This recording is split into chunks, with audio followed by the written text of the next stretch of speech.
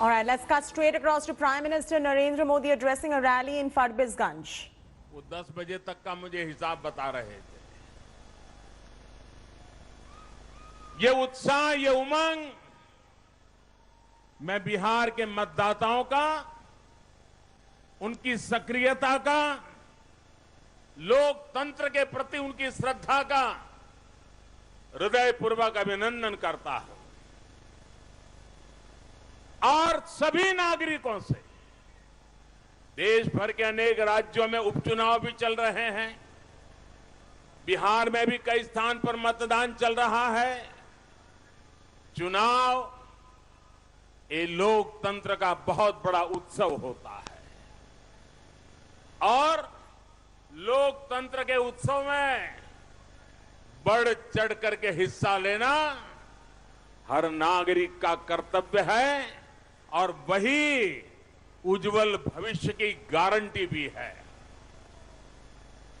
आपका हर एक वोट लोकतंत्र को मजबूत करेगा, देश को मजबूत करेगा। साथियों, आज बिहार के लोगों ने देश ही नहीं, पूरे विश्व को एक संदेश दिया है। कोरोना के इस संकट काल में जब दुनिया भर में हड़कंप मचा है, ऐसे में बिहार के लोग अपने घरों से निकल रहे हैं, इतनी बड़ी संख्या में मतदान कर रहे हैं। लोकतंत्र की ये कितनी बड़ी ताकत, लोकतंत्र के प्रति हर बिहारी का कितना बड़ा समर्पण, ये पूरे विश्व के लिए ये सिर्फ मतदान, चुनाव, जीत हार वहां तक सीमित नहीं है। विश्व के सभी थिंक टैंक को, विश्व के सभी थॉट लीडर्स को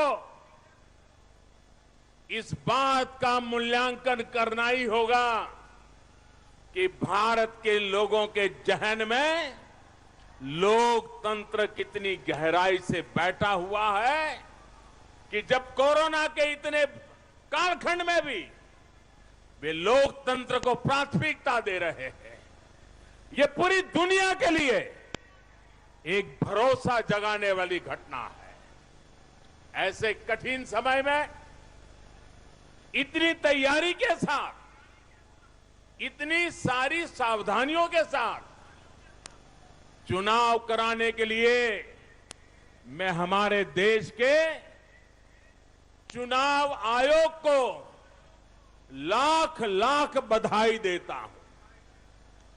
देश के चुनाव आयोग ने अपने कौशल्य से, अपने सामर्थ्य से, अपनी दीर्घदृष्टि से, अपने निष्पक्ष भाव से आज पूरे विश्व को अचंभित कर दिया है।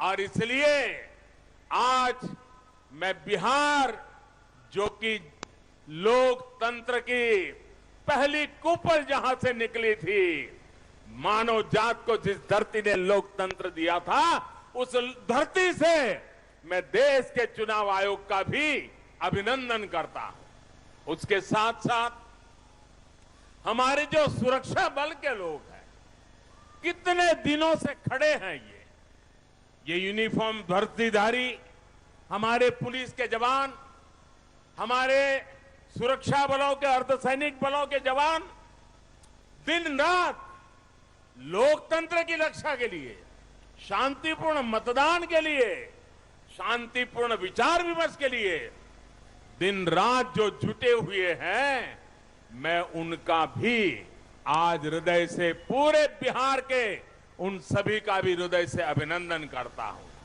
आज मैं बिहार के प्रशासन से जो लोग जुड़े हुए हैं, चुनाव प्रक्रिया को सुनिश्चित करने में जो लोग जुड़े हुए हैं, मैं उन सब छोटे मोटे कर्मचारी का भी जो लोकतंत्र को सफल बनाने के लिए जी जान जुटे हैं, मैं आज उनका भी हृदय से बहुत बहुत अभिनंदन करता हूं। भाइयों और बहनों, पहले चरण के मतदान के बाद और अभी जो शुरुआती जानकारी मिल रही है, उसके बाद एक बात साफ है, बिहार की जनता ने डंके की चोट पर ये संदेश दे दिया है कि बिहार में फिर एक बार एनडीए की सरकार बनने जा रही है।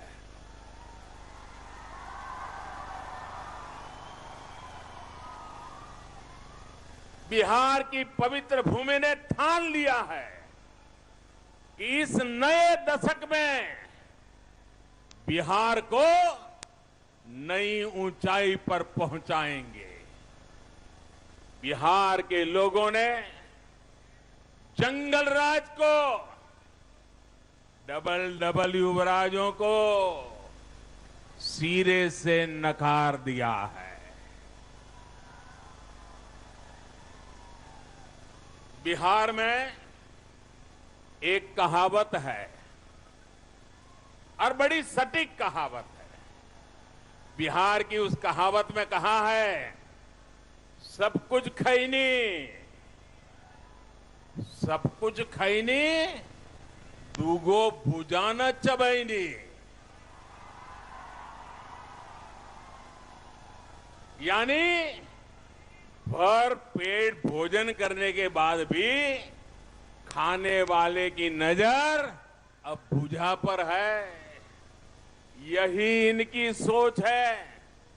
आज एनडीए के विरोध में जो लोग खड़े हैं, वो इतना कुछ खाने पीने के बाद अब फिर से बिहार को लालच भरी नजरों से देख रहे हैं।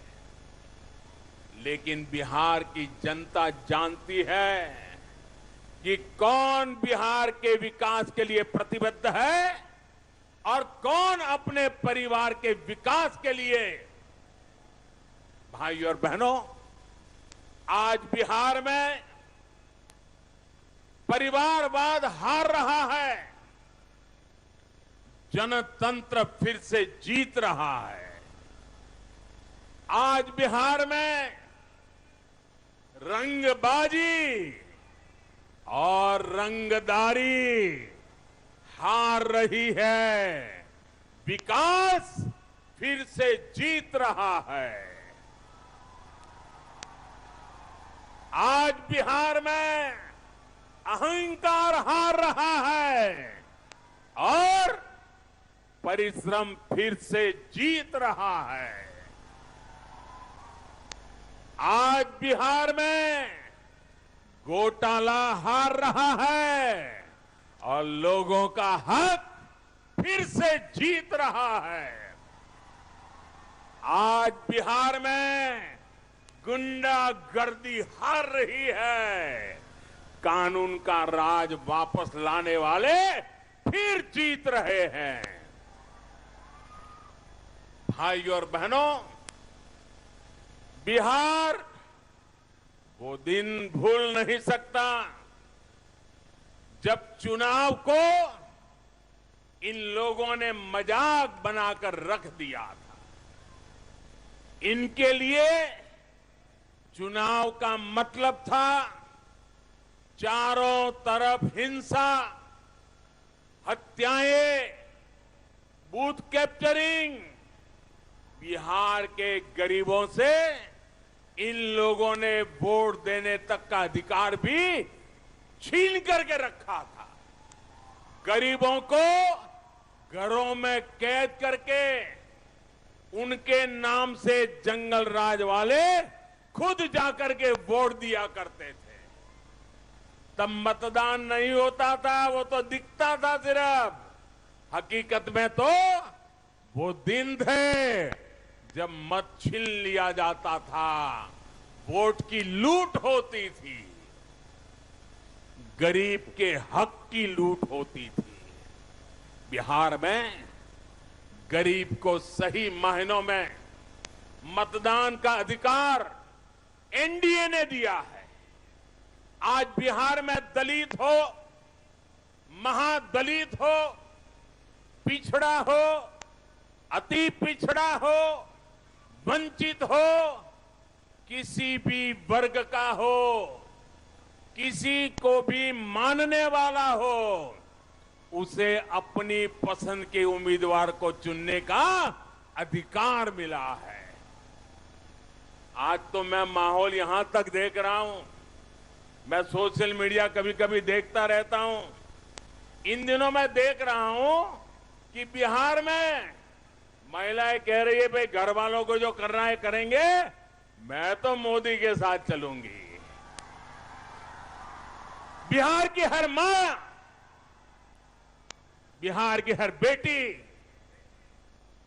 आज हम सबको आशीर्वाद दे रही है। यही तो लोकतंत्र की अपनी एक ताकत है भाइयों। साथियों, अगर बिहार में पहले जैसे ही हालात होते तो सच मानिए गरीब मां का ये बेटा कभी प्रधानमंत्री नहीं बन पाता, आपका प्रधान सेवक नहीं बन पाता। आज जब गरीब को अपना अधिकार मिला है तो वो उसने देश की राजनीति की दिशा तय करने की कमान भी खुद संभाल ली है। अब वो सिर्फ अपना ही नहीं, देश के भविष्य, देश की आकांक्षा को पूरा करने में ही उतना ही साझेदार है, उतना ही भागीदार है। साथियों, बीते दशक बिहार की आवश्यकताओं को पूरा करने के लिए था और नीतीश बाबू ने, उनकी पूरी टीम ने जी जान लगा करके एक के बाद एक बिहार के लोगों की आवश्यकताओं को पूरा करने के लिए कोई कसर नहीं छोड़ी। विपरीत परिस्थितियों में भी वो रुके नहीं, मान अपमान के बीच भी कभी थके नहीं और जुल्म करने वालों की आदत के सामने वे कभी झुके भी नहीं थे, क्योंकि आपकी आवश्यकताओं को पूरा करना यही नीतीश बाबू और उनकी पूरी टीम का मकसद था। वो उन्होंने करके दिखाया है। वो दशक बिहार के हर नागरिक की आवश्यकताओं को पूरा करने का था और अब ये दशक 2021 से 2030 वाला ये दशक बिहार के आकांक्षाओं को पूरा करने का समय है। इसके लिए दशक है। बीते दशक में बिहार में हर घर में बिजली पहुंची। अब ये दशक बिहार को 2400 घंटे जगमगाने का है। बीते दशक में बिहार में घर घर गैस कनेक्शन पहुंचा। अब ये दशक बिहार के घरों में पाइप से गैस पहुंचाने का है। बीते दशक में बिहार के हर घर में शौचालय की सुविधा पहुंची। अब ये दशक बिहार के हर गरीब को पक्की छत देने का है। बीते दशक में शहर और गांव में सड़कों की स्थिति सुधरी। अब ये दशक नए एयरपोर्ट, नए वाटर पोर्ट देने का है। बीते दशक में जंगल राज के प्रभावों को कम किया गया। अब ये दशक बिहार की नई उड़ान का है, नई संभावनाओं का है। बिहार को जब फिर इस बार डबल इंजन की ताकत मिलेगी तो यहां का विकास पहले से भी तेज गति से होगा, ये मैं आपको विश्वास दिलाने आया। भाइयों और बहनों, सबका साथ, सबका विकास, सबका विश्वास के मंत्र पर चलते हुए आज एनडीए सरकार बिना किसी भेदभाव लोगों के हितों के लिए काम कर रही है। आज बिना किसी भेदभाव बिहार के करीब करीब 75 लाख 74 लाख से ज्यादा किसानों के बैंक खातों में सीधे पैसे ट्रांसफर किए जा रहे हैं। यहां अगर मैं अररिया की बात करूं तो मेरे साथी सक्रिय रहते हैं हमारे प्रदीप जी। यहां अररिया के भी 2 लाख किसानों को ये मदद उनके खाते में सीधी पहुंची है भाई। बिना किसी भेदभाव बिहार की लगभग 90 लाख गरीब बहन बेटियों को घर में धुएं से मुक्ति दिलाने वाला मुफ्त में गैस कनेक्शन दे दिया गया है। अगर मैं यहां अररिया की बात करूं, इस इलाके में भी 3.5 लाख से ज्यादा महिलाओं को उनके चूल्हे तक ये गैस का काम अब हो चुका है। बिना किसी भेदभाव बिहार में 1.25 करोड़ से ज्यादा शौचालय बनवाए गए हैं। यहां अररिया में भी 4 लाख से ज्यादा शौचालय बने हैं। बिना किसी भेदभाव आज बिहार के हर गरीब को आयुष्मान योजना के तहत 5 लाख रुपए तक के मुफ्त इलाज की सुविधा मिली है। भाइयों बहनों, गरीब के घर में अगर कोई गंभीर बीमारी घुस जाती है तो सिर्फ एक व्यक्ति की जिंदगी नहीं, उस परिवार की पूरी पीढ़ी तबाह हो जाती है। गरीबी से बाहर निकलना चाहता है, एक कदम गरीबी से बाहर ले आया है, लेकिन अगर घर में बीमारी आ गई तो फिर वो गरीबी के अंदर फिर उलझ जाता है। और इसलिए अब कोई गरीब अगर बीमार हुआ तो उसका बेटा दिल्ली में बैठ करके उसकी चिंता कर रहा है।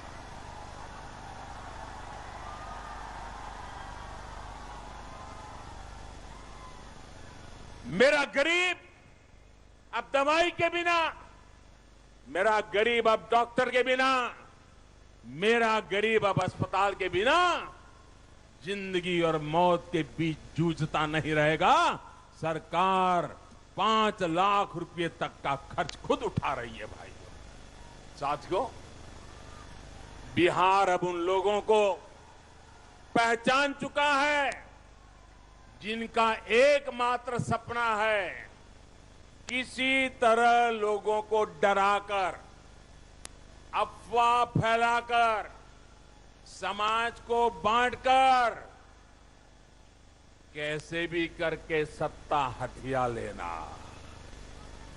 इनकी तो बरसों से यही सोच है। इन्होंने यही देखा है, यही समझा है, यही सीखा है। भाइयों बहनों, हमारे यहां बिहार में कहा जाता है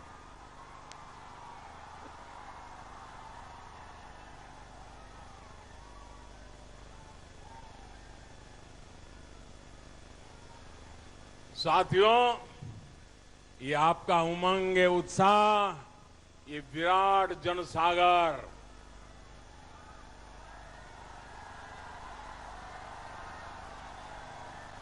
ये अद्भुत नजारा है, ये अद्भुत नजारा।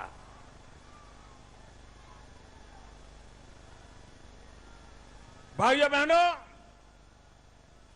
हमारे यहां बिहार में कहा जाता है अनकर धन पाई बिहार में कहा जाता है, अनकर धन पाई त नौ मन तो लाई।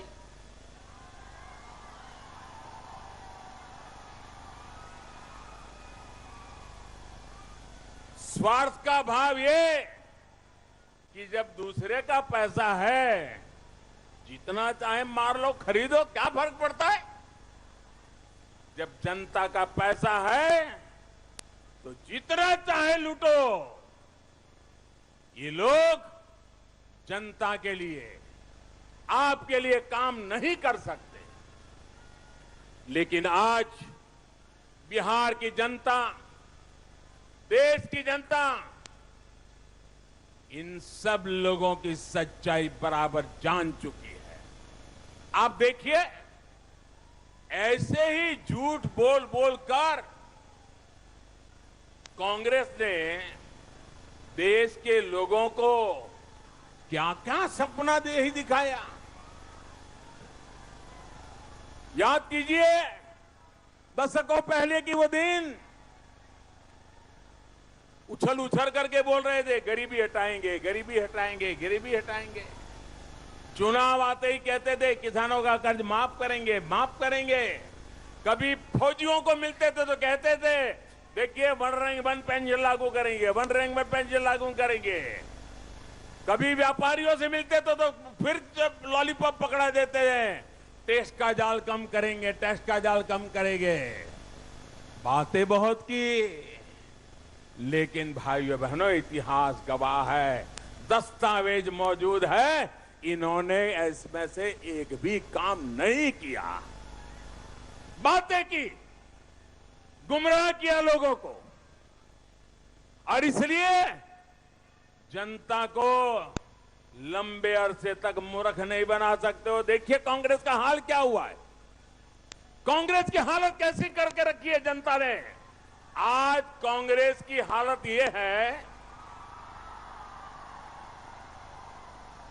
आज कांग्रेस की हालत यह है कि लोकसभा और राज्यसभा दोनों को मिला दें तो भी कांग्रेस के पास 100 सांसद भी नहीं है, 100 सांसद भी नहीं है। ये हाल जनता ने उनका करके रखा है, और जब भी मौका मिलता है जनता आज भी उनको सजा देती रहती है। और इतना ही नहीं, इस देश के अनेक राज्य ऐसे हैं जिन राज्यों ने कांग्रेस के एक भी बंदे को लोकसभा राज्यसभा तक पहुंचने नहीं दिया। जम्मू कश्मीर देख लीजिए, उत्तराखंड देख लीजिए, राजस्थान देख लीजिए, गुजरात देख लीजिए, आंध्र प्रदेश देख लीजिए, अरुणाचल प्रदेश देख लीजिए। अनेक ऐसे राज्य हैं जहां से कांग्रेस के एक बंदे को भी वहां की जनता ने दिल्ली लोकसभा राज्यसभा में पैर नहीं रखने दिया। आप कल्पना कर सकते हैं देश की जनता इन लोगों से कितनी नाराज है। यूपी, बिहार जैसे राज्यों में आज कांग्रेस तीसरे, चौथे, पांचवें नंबर पर किसी का कुर्ता पकड़ के बचने की कोशिश कर रही है। ये इसलिए हो रहा है क्योंकि इनकी कथनी और करनी में फर्क है। चाहे कौन, और कभी अगर कहीं रिश्तेदार के यहां कहीं जाना है 2-4 दिन के लिए, तो भी मन में रहता था कि वापस आएंगे तब घर हमारा बचेगा कि कोई बैठ जाएगा, अंदर घुस जाएगा, कोई कब्जा कर लेगा। कभी अड़ोस पड़ोस के लोग चिल्लाते थे देखो 2 फुट तुम मेरे यहां घुस गए, तुम्हारा 2 फुट तो जमीन तेरी नहीं मेरी है, 2 गज जमीन मुझे वापस दे दो, और मारकाट हो जाती थी। कोई गांव ऐसा नहीं था जहां ये मुसीबत नहीं थी। भाइयों बहनों, मैं मध्यम वर्ग के व्यक्ति, निम्न मध्यम वर्ग के व्यक्ति, गांव में रहने वाले व्यक्ति, उनकी परेशानी भी समझता हूं, और इसलिए हमने इस परेशानी को दूर करने के लिए भारत सरकार ने एक योजना शुरू की है। इसका नाम है स्वामित्व योजना। इस योजना के तहत गांव के लोगों को घर का, जमीन का प्रॉपर्टी कार्ड दिया जा रहा है और वो भी टेक्नोलॉजी से। गांव के ऊपर ड्रोन घुमाया जाता है और ड्रोन से जगह टेक्नोलॉजी से तय की जाती है। गांव वालों के सामने उसको दिखाया जाता है और वही निर्णय करके टेक्नोलॉजी से फोटो निकाल करके दे दिया जाता है, ये यहां से यहां तक तुम्हारी जमीन है, तुम्हारा घर है, अब तुम उसके मालिक हो भाइयों। कुछ लोग सोचते हैं टेक्नोलॉजी तो बड़े बड़े लोगों के लिए होती है, मोदी सोचता है टेक्नोलॉजी भी गरीबों को एम्पावर करने के लिए हो सकती है और मैंने करके दिखाया है दोस्तों। प्रॉपर्टी कार्ड मिलने से दो बहुत बड़े फायदे होंगे। एक तो ये कि कोई उनकी जमीन पर, उनकी घर पर अब बुरी नजर नहीं डाल पाएगा और दूसरा ये कि वो प्रॉपर्टी कार्ड दिखाकर अगर बैंक में जाएगा तो बैंक से उसको कर्ज भी मिल सकता है, आसानी से मिल सकता है और जीवन में बड़े सम्मान से जिंदगी को आगे बढ़ा सकता है। भाइयों बहनों, बिहार में एनडीए सरकार बनने के बाद इस योजना को यहां भी लागू किया जाएगा। साथियों, गरीब की परेशानी, गरीब की दिक्कत को जो समझते हैं वही उनके लिए काम करते हैं। गरीब के माला झप करके मूर्ख बनाने के खेल कहने वाले, अपने महल बनाने वाले, अपने परिवार के दूर दूर के रिश्तेदारों के लिए महल बनाना, चाचा के मामा का बेटा भी, खाओ किसका है माल खाओ, सब कुछ अपने कुनबे के लिए करने वाले लोगों को। भाइयों बहनों, ये लोग कभी आपका दर्द नहीं समझ सकते हैं। अगर उन्होंने दर्द समझा होता तो आपको इस हालत में जीने के लिए मजबूर नहीं होना पड़ा। भाइयों और बहनों, कोसी और सीमांचल सहित बिहार का एक बड़ा क्षेत्र पानी के कुप्रभाव और पानी के अभाव दोनों प्रकार की चुनौतियों का सामना करता रहा है। बीते सालों में एनडीए सरकार ने प्रदूषित पानी के प्रभाव और साफ पानी के अभाव दोनों को कम करने के लिए निरंतर काम किया है।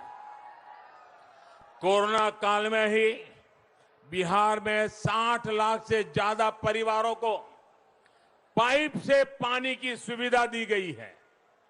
अररिया, पूर्णिया सहित सीमांचल के अनेक जिलों में भी हर घर तक जल पहुंचाने के लिए तेजी से काम चल रहा है। भाइयों और बहनों, बिहार के विकास का सपना, बिहार में कनेक्टिविटी सुधार कर उसके बिना आधुनिकता की तरफ नहीं जा सकते और इसलिए हम उस पर भी पूरी ताकत से लगे हैं। बेहतर कनेक्टिविटी अपने साथ उद्यम, उद्योग और रोजगार के नए अवसर तीनों एक साथ लेकर के आती है। यही वजह है कि अटल जी के समय इस इलाके में सड़क संपर्क सुधारने पर बहुत ध्यान दिया गया था। यही वजह है कि जब पीएम पैकेज का ऐलान किया गया था तो उसमें सबसे ज्यादा जोर बिहार में कनेक्टिविटी सुधारने पर दिया गया। फारबिसगंज जोगबनी रोड हो या फारबिसगंज सीतामढ़ी रोड हो, ऐसे अनेक हाईवे के निर्माण और चौड़ीकरण पर इस क्षेत्र में 1000 करोड़ रुपए से ज्यादा खर्च किए जा रहे हैं। जोगबनी, विराटनगर और अररिया, गलगलिया जैसी नई रेल लाइनों के आधुनिकीकरण पर यहां 5,500 करोड़ रुपए से ज्यादा का निवेश किया जा रहा है। पूर्णिया में एयरपोर्ट के विस्तारीकरण की प्रक्रिया भी चल रही है। मैं दावे के साथ कह सकता हूं कि बिहार की कनेक्टिविटी को लेकर जितना काम आज हो रहा है उतना बिहार में कभी नहीं हुआ। हमें इन कामों को रुकने नहीं देना है। साथियों, कनेक्टिविटी को लेकर हमारे प्रयासों का एक बड़ा प्रमाण है कोसी महासेतु। ये कोसी महासेतु आपकी तीन तीन पीढ़ियों के दिल दिमाग में छाया हुआ है। दशकों पहले कोसी का पुराना पुल टूटने के बाद फिर कोसी पर पुल बन नहीं पाया था। दशकों से ये हमारे प्यारे मिथिलांचल को एक प्रकार से बटा हुआ हाल था। अब कोसी महासेतु के निर्माण के बाद ये पूरा क्षेत्र फिर से एक बार एक हुआ है। ये महासेतु अब लोगों का समय भी बचा रहा है और लोगों का पैसा भी बचा रहा है।